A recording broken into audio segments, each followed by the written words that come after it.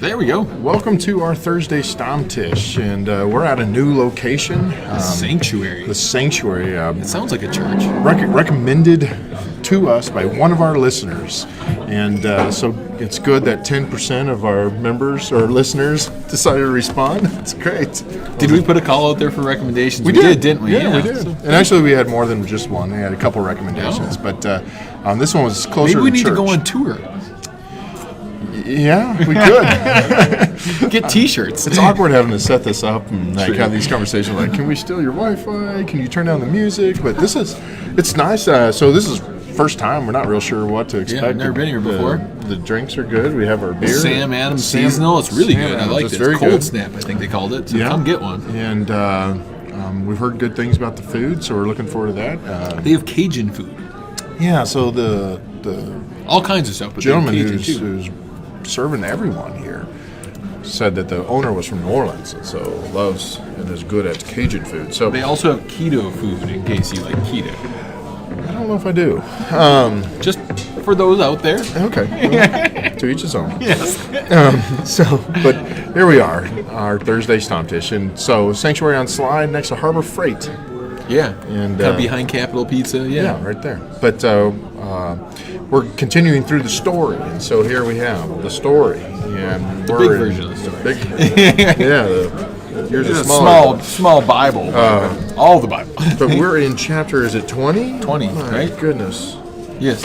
It moved on me. So anyway, chapter 20, which is all about Esther. Kind of I'm going to be honest, I'm going to defer a lot today to Dan. He's been doing some great research on the book of Esther. And, I was just telling Gabby, I remember studying it in depth, but it's probably been good 15, 20 years almost. It's been a long time. I don't remember everything all that great. Remember the story, but similar to kind of what we've been talking about with Daniel, and Shadrach, Meshach, very and much Abednego. goes along with that. You find a faithful, God-fearing Jewish man who refuses to bow down and pay homage to the king. Xerxes, which makes me think of the movie 300, right? And this King Xerxes. I don't know if that's a reference to the same person, but anyways, refuses to bow down, and the consequences could be grave. The difference is for Mordecai, he's got a friend with essentially his daughter, and he raised his daughter. Yeah, exactly. In a high place. Yeah, and that goes really well for him. Works out real well. Absolutely. So we're doing great. Thank you. you. So, take it away. What do you got? Tell us the story of Esther. All right. So this is kind of cool. And I sent Gabby a text, so later on she's going to put it in the notes to this, but a lot of what I'm getting comes from Dr. Chad Foster, all right? And so I've made reference to him in a few other things, especially when we were in the Torah. I was listening to some of his Torah teachings or whatever, but he had like an 8-part series on the book of Esther. And it goes into far more depth than we can possibly hit today. So almost we can talk about something else and just say, listen to this guy. Yeah, I mean, that's really what we should do, I guess, or whatever. But, just in terms, maybe like whet the appetite, tease a few things. So, in terms of Esther, I always like to start with, her name, right? Esther. Yeah. Well, what does her name even mean? And this is one of those interesting things where there's a little bit of debate about it. Mm-hmm. And so if you look in most commentaries, they'll say her name means star. Okay. Dr. Foster actually translates this as hidden. And he says it's really important that we make this move, okay? It would make sense with the story, because she hid her identity absolutely to the King Xerxes. And part of it is because there's a long history, and so it's something that I'm sure Dan will get into. There's a long history of between the Israelites and the Agagites. Yes, absolutely. And I didn't even remember all this. Yeah, they used to be enemies, like sworn enemies. Mortal enemies, yes. And that's the world that she's now gets put in as queen, and I don't want to take the whole story. But that's exactly where it's at, and so that would make sense. That's why she hides her identity, because she doesn't want them to know that she's their sworn enemy. So there's really tons of levels to hit this. Okay. So for all you guys who are going to go enter into a Bible trivia competition at some point in time, all right, this is probably we'll all be there eventually. This is the most famous fun fact about the book of Esther. Only book in the entire Bible that does not do what? I'm sorry. Mention God. Yes, exactly. Yeah. All right. See, I knew Eric would have it. Okay, all right. Sorry. No. Actually, answer for I you. put him on the spot. So, no, it is. It's the only book of the Bible that does not mention the name of God. It does not say Elohim. It does not say Yahweh. And so people are, this is one of those things that almost scares people. And this is why some people at some points in time have been like, I don't know if the Esther is really canon or anything like that. Some have suggested, in fact, that was brought up when we started talking about the canon at our last circuit deal. So they said, so should we remove Esther? And I was like, no. No, he shouldn't. It's got plenty of behind it. But there's all these levels of hiddenness. So wait a second, where is God in this book? His name is never mentioned. Okay, so God seems hidden. Well, tradition also tells us, and I mean, not even just tradition, history tells us, look at these people at this point in time. The Jewish people are what? They're in Babylon and Persia and these places where they've been carried off into exile. So God feels kind of hidden from them, right? Like, where are you, God? We've been sitting here for a long, long time, right? Yeah, it's interesting you say that because probably the most common of folks, that's exactly what they're thinking. But you have these faithful heroes that stand up and they say, you know what, we may not be able to see him, but I promise you he's still there. And that's where Shadrach, Meshach, and Abednego. And they're like, well, where is your God? How can you say he's powerful? And they're like, nope, he is. Daniel, same story, right? Yes. In Isaiah, again, using that text that I just love, how beautiful are the feet who proclaim the good news that our God reigns, even in this Babylonian exile captivity where God, the temple's destroyed and everything that symbolizes God's power is gone. You're going to still stand up and say your God reigns? You can't do that. Because it seems like he doesn't at this point. I was actually, in my morning devotions, I was sitting there and listening to some people talk about the birth of Jesus, and they were saying, what we see is generally God's most in the places where we see him the least. Yeah. Most in the times of our life when we expect him the least. Most in the people where we wouldn't expect him. Like Mary, the 15, 16-year-old woman being accused of adultery or something like that with nothing, going for her or whatever. Well, I guess God's inside her, so he is most in that place right now. Or none of us would have expected it. Splash of water. Or a nibble of bread and a sip of wine, or God works this way all the time. Hiding, doesn't he? Now, he loves revealing himself in the hidden. Exactly. He doesn't like hiding, but so he is hidden in a sense or whatever, but he's revealed. But he's revealing himself. Exactly. All right. So you've got the level of the people right there, like. Where's God? Is he hidden from us? There's a little bit of question, too, in terms of most of these people. How faithful are they to God? Have they been hiding themselves from God? There could be a practical aspect to that of hey, are you hiding? Just because you can't see God, is your faith still intact? Mm-hmm. Do you remember the promise that he gave? Are you going to hold on to that? Do you think that he has forsaken you? Because part of it is if we think God has forsaken us, then we're saying he's gone back on his promise. He doesn't. And part of that is our faith to say, no, I trust what he says. I trust his promise. Absolutely. Keep going. I'm sorry. No. It's so rich. There's these levels of hiddenness, and that's all played into by the masterful literary work that God inspires there, and that he has written for us of saying, for an entire book, I'm not going to have my name said a single time, but for those who have eyes to see. You are going to see my fingerprints all over the entire book. And I'll even name the book then Esther, which means hidden. And you can go to Deuteronomy 31:18. It uses that same word for her name right there. Mm-hmm. And it says, I will certainly hide my face on that day. It's the same word. Yep. I'll Esther my face. I will Esther my face, okay? Mm-hmm. We see this theme of God hiding throughout the Old Testament. And then it just really comes in some really powerful ways in Esther. And so you've got her name setting you up. Any good Jew who's sitting there and reading their Hebrew goes, this name tells me something about what's going to happen in this book. And then you get into the early narrative.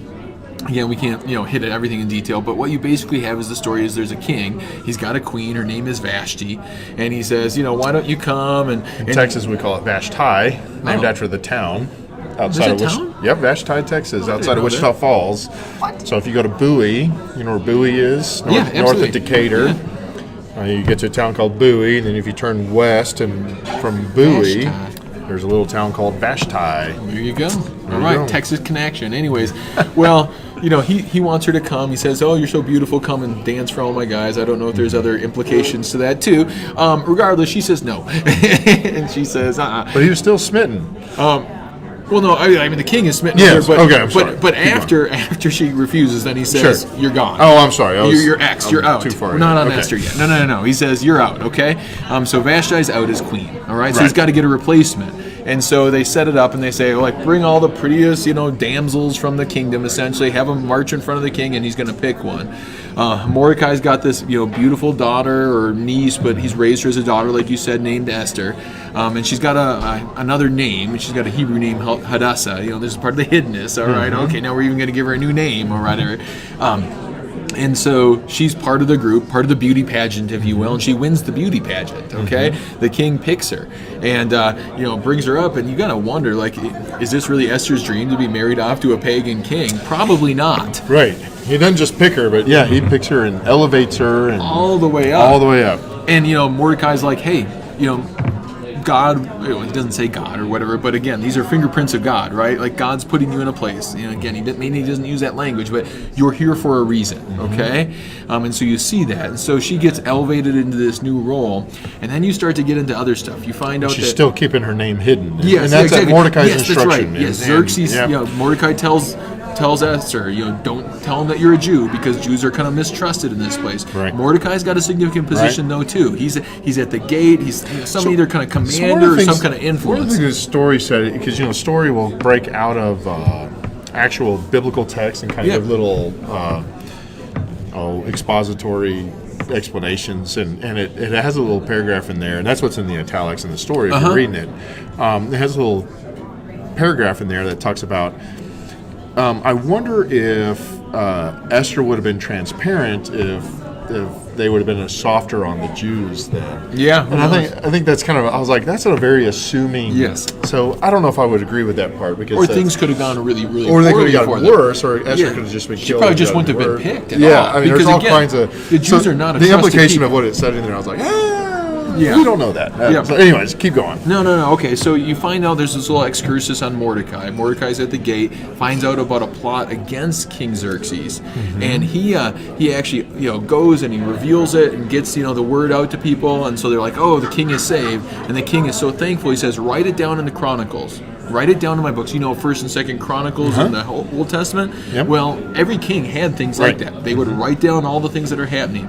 So now this is all sets it up. Fingerprints of God. Right. Mordecai does this, saves the king's life. Right. What honor does he get right away? Nothing. Nada. King does nothing for him. He just goes back faithfully to his word. Yep. Hold that point, though. Okay. All right. So meanwhile, Esther, comes before the king, starts serving, as queen or whatever, and then you've got another main character. His name is Haman. All right. And Haman, like you said, he's an Agagite. It says that name. Why is this important?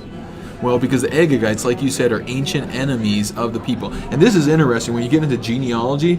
All right, so Haman is an Agagite. Mordecai is a descendant of Kish. Remember, they never say these things for no reason in the Bible. Right. Who else is from Kish? Do you remember? No. Okay. No, this was all new to me. I have no idea.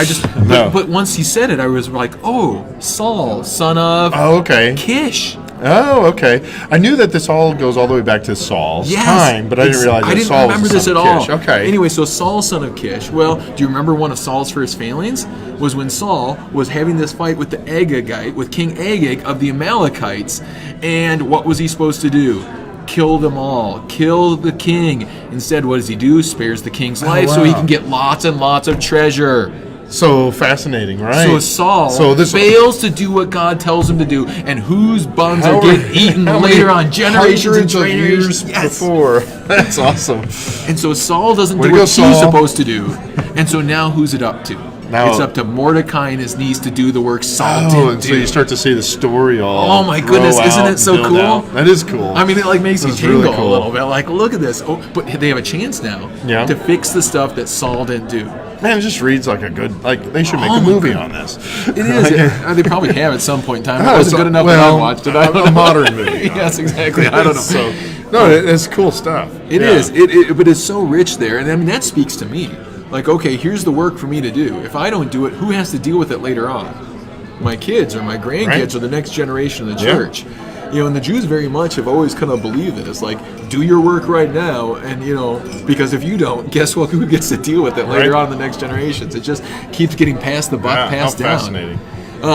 But anyway, so Haman comes up as this enemy, and he hates Mordecai. All right, absolutely hates Mordecai and hates the Jews in general, which makes sense because he's from the Agagites and the Amalekites. You go back generations before Saul and the Agagites. He was bred in them to hate. Yes, the Amalekites were the first people who attacked the Israelites in the wilderness, even before they got to the Promised Land. Right. were actually trying to stop them from getting to Sinai, where they would reveal the law and the covenant. Mm-hmm. So the Amalekites almost stand in as like the ancient enemies of God, almost like satanic in a way. Again, we can't get into all that too deep. All right. Yeah. Regardless, so Haman's plotting against the Jews. And it's interesting, he actually goes to some counselors. He says, when should we attack the Jews? And they say, well, let's search a little bit. And they say, there's times a year that are special for the Jews. Don't pick that. So pick the month of Adar, which is the last month of their year at that point in time or whatever. And he says, okay, but he gets impatient. And so he says, I don't really want to wait that long. So let me start my plot right now, and I want to kill Mordecai and all these guys right now. And so he picks the month of Nisan. Okay, the month of Nisan is when Passover is celebrated, which is like the holiest month of the year, which is the time when God rescues the people from their enemies who are trying to kill them and oppress them. And so it's just kind of cool, like because of their enemies' impatience, what happens? Oh, they set it up so that it's at the best, most holiest time possible for the Jews. So the Jews are celebrating Passover, and then Mordecai's plot is trying to unfold. And Haman is, Mordecai is going to, so Haman's trying to unfold the plot. Mordecai goes to Esther and basically says, Esther, you got to save us somehow. And he has that he tells her, go talk to the king. She says, I can't. If I go in there without permission, he'll kill me, right?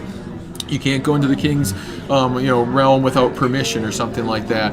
And, so Mordecai finally gives her the famous line, for such a time as this, you're here. For such a time as this, which makes me think so much of New Testament, kind of this, for such a time as this, Jesus Christ was born at just the right time with just the right person. Anyways, but he really puts it on her, and Esther says, okay, I'll see what I can do. And so she kind of lingers out in the courtyards close to where the king is going to be, where Xerxes is going to be. He's like, hey, you come on over here, and he extends his scepter, which is the way of saying you got safe passage to come in. What do what can I do for you? Up to half my kingdom. That's language that sounds familiar in the Old Testament stuff too, right? Or even into the New Testament with, anyways, regardless. And she says, I want to throw a party for you guys. And he says, okay, great. He throws a party one night. Likes it so much, he says, what can I do for you? Come on, name something better than a party. She says, give me another party or whatever, and I'll tell you that night. Or, okay, throws another party or whatever. The next party then, he says, what can I do? And that's when she unfolds everything, right? Right. And, she's like, this guy right here, Haman, who's here at the party or whatever, he wants to kill myself and all my people, including Mordecai. And oh, by the way, and I kind of mix up the story a little bit, last night, what had the king done? He had read the Chronicles and read that Mordecai had been, his savior. Who saved you, saved you, by the way, and was never rewarded before this point in time. And now you want to kill him. That doesn't sit well with the king, right? And so, in fact, he has a gallows, which does not mean like noose gallows, but means like stakes to tail people this on. This is the best part of the story. Go ahead and say something there. Yeah. So meanwhile, Haman, right, has made these massive gallows, right? 20, 30 feet or something like that. Spikes. I don't know how else to say it. That were meant for all the Jews. He was going to put them like Mordecai was supposed to go on that one of those. And like pile them up. Was kind of the idea. Like imagine a shish kebab. Yes, like a Jewish shish kebab of Jews. Yeah, right? And, because they weren't just going to kill Mordecai. No. It was supposed to be free reign on all the Jews. He had actually tricked the king into allowing this. Yeah. Yep. And so they literally put a bunch of. And they were going to just stack them on there, and that's where Haman ends like you smile right now. it's the coolest part of the story. No, but yeah, so Esther has this great reveal. So the hiddenness is revealed, right? And the great irony of it all is Haman made those things to punish the Jews, and it ended up just turning right back around. And it becomes him and his sons. It becomes him and his sons on there. They get shish kebabbed instead. They get shish kebabbed, and it became a Haman shish kebab. Yes, absolutely. Yep, so think about that. If you have shish kebabs tonight, you can tell the story to your children while making those shish kebabs of how God is faithful to His people. Yep. Anyways, no, it's a great book. I'll tell you this: I was glad to go through it because the last few chapters in the story have been just kind of piecing together from different books. It's nice to be back into one story, book, one story to follow through that story. Yeah. I'm glad to know it. I'm thinking, my Esther's one of our family names. Lauren. Is it really? Lauren's middle name is Esther. I didn't know that. Both of Heather's grandmas were named Esther. They were Esther's? Heather's sister's middle name is Esther. It's a pretty name. It is. And so we're going to, I was like, it's going to be fun to sit down and tell them what that name means. So we might have some fun sometime this week and going over Esther with the kids. But and that's a tradition in the Jewish faith, is every single Purim, which is when they celebrated not just what we kind of talk about here, but the kind of Jews being allowed to go and fight for themselves and defend themselves. They would read the whole book of Esther in a night. Oh, really? Yep, that was one of the traditions. How many chapters is that? It's not a short book. I was going to say, I didn't think it was super short, but you just passed it. I did? Yeah. I'm sorry. There we go. Yeah, I'm sorry. I even had my bookmark in it. That would have made sense. 10 chapters. 10 chapters. All right. Well, the 10th chapter is real short. Yeah, 10th is real short. We'll call it 9.5. Okay. Yeah, so that's kind of great. Great stuff. Here's what I would recommend, because it really is a fascinating book, a lot to learn. One that I think is great for people to sit down and study. I think it's easier to study. So some of these chapters have been more movements, getting to the next part. But it was great to be in Daniel, which is kind of. But even Daniel covers. It was a bunch of stories. There's a lot of stories. Esther is kind of one complete story, and that's nice. So a great thing to study. So, looking at a way to just kind of kill the morning. This morning I put it on some podcasts, and as I was getting dressed and getting the kids dressed, and just walk around with my phone as it plays those podcasts. Great thing to do. Book of Esther would be a great one to do. And so, Gabby, you're going to put that on the link. So give us an hour, 2 or 3 or 4, but by the end of the day, it'll be there. That'd be great. Check back if you're on now. And we know Chad Foster well. Great guy. He's a great guy. Got an interesting story. So he comes at a lot of the Old Testament studies with an interesting perspective. He's really a brilliant guy. Is it a video or an audio podcast? It's an audio podcast. Audio podcast. podcast. So there's all the audio podcasts. There might be videos available too somewhere, but I think these ones are all in audio. The audio. I do too. It doesn't burn up so much of my data when I'm sitting there and listening. There you go. Well, yeah, you just walk around. You don't feel compelled to watch something. So very good. Thanks for joining us, and we'll look forward to seeing you next week back here at the sanctuary. And you can say, we can all sing, Lord, prepare me. That's all I'm going to say. So, God's blessings. Blessings on y'all.